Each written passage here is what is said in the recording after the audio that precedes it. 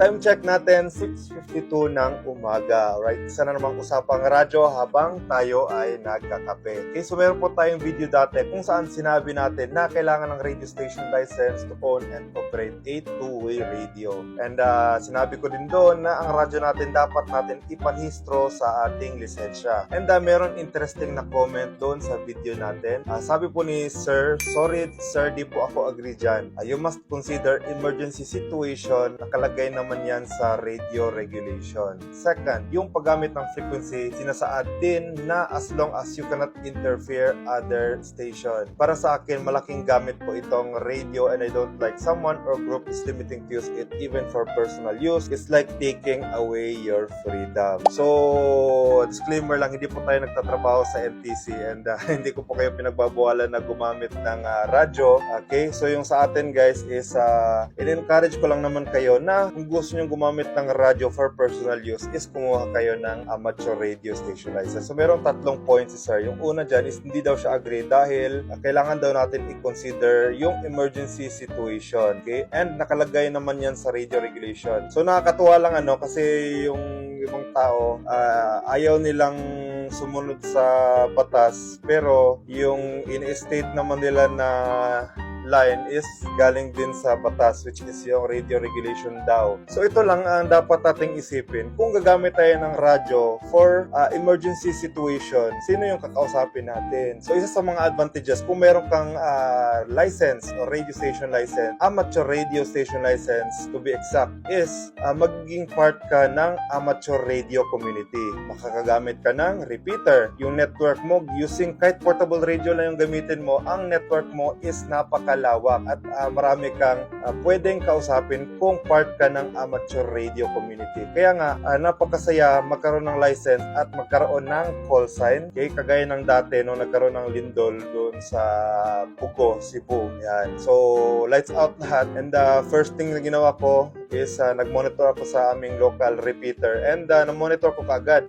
Using just my portable radio, na-monitor ko kaagad yung Sibulan, Dumaguete, Cebu. Alam ko kaagad kung saan din yung apektado ng lindol. So, kahit anong emergency, napaka-importante na maging part tayo ng isang community kung saan makakatawag talaga tayo ng tulong kung kinakailangan. Ayan. So, kung meron kayong radyo for family use lang, tapos may emergency, magkasama na rin naman kayo kung merong emergency, sino yung tatawagan nyo? Ayan. So, yun yung first point natin. Okay? So, sabi ni sir, sa pangalawang point ni sir, paggamit ng frequency, sinasaad din na as long as you cannot interfere other stations. So, totoo naman na ang paggamit ng radyo is non-interference basis. And ang tanong, sino ang may karapatan sa paggamit ng frequency? Tayo bang nauna o tayong itinalaga ni NTC na gumamit nun? Kaya kung meron kang amateur radio station license, binigyan tayo ni NTC ng frequency kung saan pwede tayo maglaro. Okay? So, sa VHF, that is 144 to 146. Although, dito sa atin sa Pilipinas, napaka-konti lang ng amateur band kasi sa ibang bansa,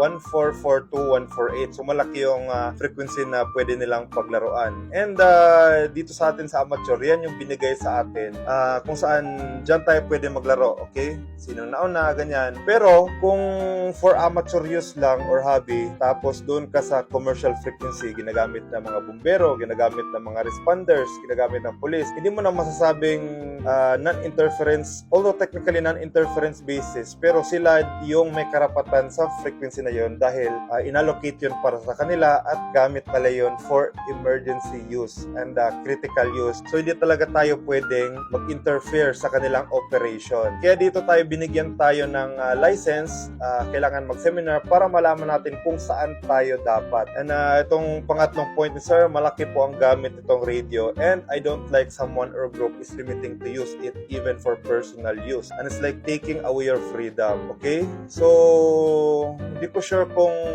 anong pinagkaiba ng freedom kung wala kang license at meron. Actually, kung meron kang license, mas marami pa ngayong freedom mo kasi alam mo na, nakaset na kung saan yung mga tao nag-operate, ganyan. At talaga makakagamit ka na talaga ng radyo. Yan yung totoong freedom para sa akin. And don't like someone or group is limiting to use it. Okay? So, hindi naman grupo yung mismong naglilimita, di ba?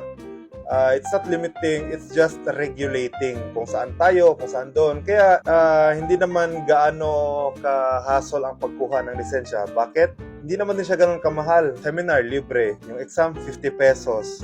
Mag-apply ka ng permit to purchase and possess, 100 pesos. Pumili ka ng radyo. Pinakamurang radyo na merong NTC type approval, Baofeng, UV 5R siguro, ganyan, 700. As long as bibili ka sa registered dealer, diba? So less than around 1K lang, magkakaroon ka na ng license, magkakaroon ka ng call sign. So I think as long as sa mindset lang natin yan, na kung gusto talaga natin i-enjoy yung hobby, mas maganda talaga maging part tayo ng community. So yun lang mga karadyo, thoughts ko lang. And magandang usapan ito ngayong umaga. Kayo mga karadyo, ano bang experience nyo sa pagkuha nyo ng lisensya? Hassle ba talaga or masaya ang magkaroon ng amateur radio station license and worth it ang hassle? So comment nyo dyan sa baba. 73 and mabuhay!